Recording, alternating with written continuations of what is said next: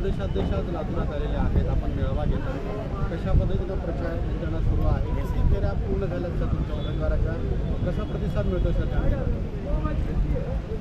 Doctor Shivaji Kalge हे लातूर लोकसभेचे महाविकास आघाडीचे काँग्रेस पक्षाचे अधिकृत उमेदवार आहेत आणि ज्या क्षणी त्यांचं तिकीट जाहीर झालं आणि आज रामनवमी एक फेरी त्यांची पूर्ण झालेली आहे आणि प्रचारामध्ये त्यांनी प्रचंड आघाडी घेतलेली आहे.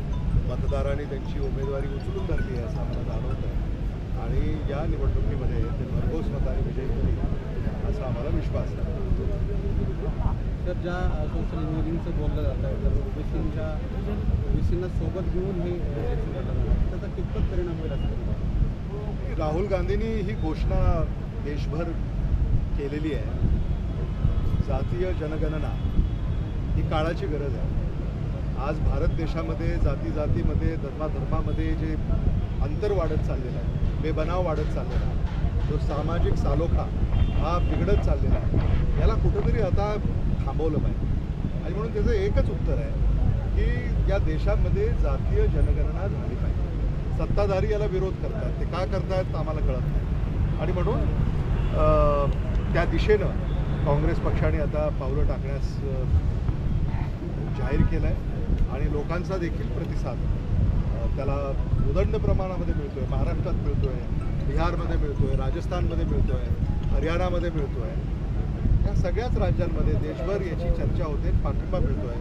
मला स्वतःला असं वाटतं की या लोकसभेच्या निवडणुकीमध्ये हा एक मुख्य मुद्दा म्हणून समोर आलेला आहे आणि लोक याच्यावर विचार करत आहेत आणि याच्यावर मतदान करतील.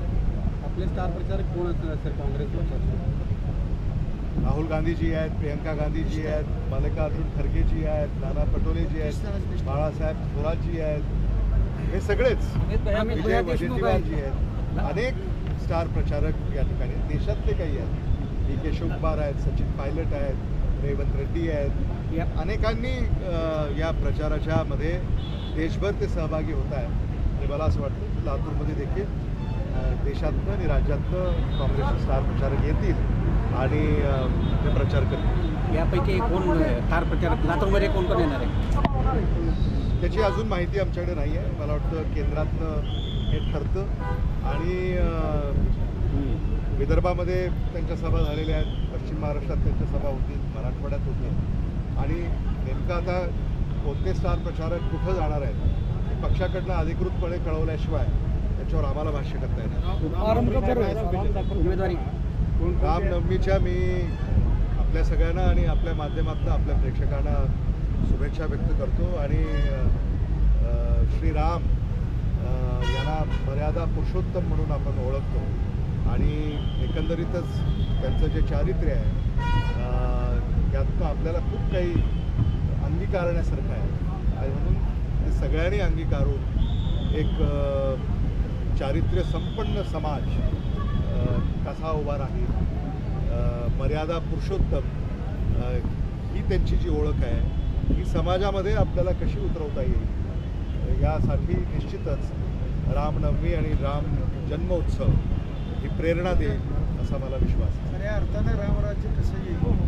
डॉक्टर रामराज्य आणायचं असेल तर खऱ्या अर्थानं कसं आणता येईल याची देखील प्रेरणा आज प्रभू श्रीराम आपल्या सगळ्यांना देत आहेत, हे देखील महत्त्वाचं आहे. श्रीरामाच्या चरणी आपण नतमस्तक झालात, त्या श्रीरामांना आपण आज काय म्हणतो? विजय डॉक्टर शिवाजी काळगे यांना विजयी भव हा आशीर्वाद प्रभू श्रीराम यांनी दिलेलाच आहे असा आशीर्वाद आम्ही त्यांच्याकडे मागितला. आभारी आहे. प्रयत्न केलेला आहे त्याला जुलमी सरकारला जर सामोरं जायचं असेल तर या निवडणुकीमध्ये या लोकसभेच्या निवडणुकीच्या माध्यमातून ह्या सगळ्यांना हकालपट्टी केली पाहिजे.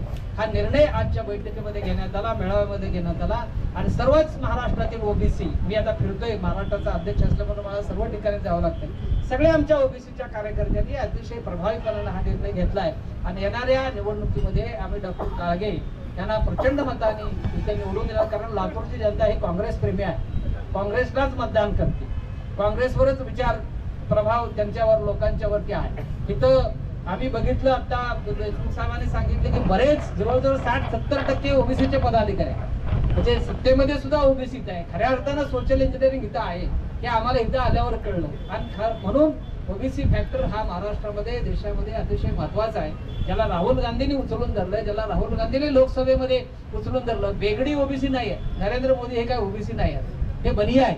पण ते सांगतात मी ओबीसी आहे आणि ओबीसीच्या नावाखाली मत मागतात आणि ओबीसीची स्कॉलरशिप बंद केलेली आहे. ओबीसीच्या शिक्षण सवलती बंद केलेल्या आहेत. ओबीसीची जातनिहाय जनगणना करायचं त्यांनी लोकसभेमध्ये जाहीर केलं की आम्ही हे करणार नाही. अगदी ठामपणे सांगता आम्ही करणार नाही. म्हणजे अशा प्रकारचा अन्याय अत्याचार जर ह्या सरकारकडून होणार असेल तर या देशातल्या महाराष्ट्रातल्या ओबीसीनी त्यांच्याकडे डुंकुनी बघू नये अशा पद्धतीचा निर्णय आम्ही सर्वांनी घेतलेला आहे. महाराष्ट्र नाही सर, आपण ओबीसीला त्यांच्या लोकसंख्येप्रमाणे त्यांना नेतृत्व उद्याचं भविष्याचं म्हणताय. आपण राहुलजींचाही आपण संदर्भ दिला. तर काँग्रेसनं किती ओबीसी उमेदवार या लोकसभेसाठी महाराष्ट्रामध्ये उभे केलेत आणि उद्या भविष्यात तुम्ही नेतृत्व करता ओबीसींचं, तर स्थानिक स्वराज्य संस्थेचे निवडणुका झालेल्या नाही तर येणाऱ्या स्थानिक स्वराज्य संस्थेच्या निवडणुकांमध्ये त्यांच्या लोकसंख्येप्रमाणे त्यांना संधी मिळेल का आणि किती उमेदवार? लोकसभेची निवडणूक आहे त्याच्यामध्ये मी क्रमवार सांगतो. रवींद्र धंगेकर ओबीसी, विकास ठाकरे ओबीसी, प्रतिभा Dhanorkar OBC, doctor Padole OBC, अजून कोण तुम्हाला पाहिजे? खळगे ओबीसी, डॉक्टर खळगे एससी मध्ये आहे, ते काय रिझर्वेशन मध्ये आहे. पण ओबीसीना एवढी संधी दिलेली आहे. दुसरा प्रश्न जिल्हा परिषद आणि पंचायत समिती आणि महानगरपालिका हा प्रश्न तुम्ही विचारला. आता याच्यामध्ये आमचं 27% आरक्षण ओबीसीचं आहे, परंतु ते आरक्षण हँगिंग आहे, कोर्टामध्ये आहे. ते कोणी सोडवायचं आहे? सरकारने सोडवायचं आहे. त्यांनी सोडवावं आणि आमचं आम्हाला आरक्षण द्यावं. नाही दिलं तर आम्ही रस्त्यावर आहेच. आम्ही काय गप्प बसणारी माणसं नाही आहे ना. आता पुढची जी ओबीसीला तुम्ही सन्मान करणार ते प्रमाणपत्र धारक ओबीसी का खरे ओबीसी? प्रमाणपत्र धारक आणि खरे म्हणजे काय फरक मला कळलं नाही. तुम्हाला काय म्हणायचं? प्रमाणपत्र धारक आणि हे म्हणजे काय? म्हणजे त्याच्याजवळ ओबीसीचं प्रमाणपत्र आहे, हा, जो खरा ओबीसी आहे. अच्छा, तर त्याचं काय करायचं? आता नवा शोध लावलाय. आता भारत देशाच्या संविधानानुसार SC असतील, ST असतील, OBC असतील यांना तुम्हाला जातीचं प्रमाणपत्र हे आवश्यकच आहे. आणि OBCला जर निवडणुकीमध्ये उभं राहायचं असेल त्याला कास्ट व्हॅलिडिटी लागते. त्यामुळे संविधानाने घालून दिलेल्या अटी शर्ती याचं पालन आपल्याला करावं लागेल.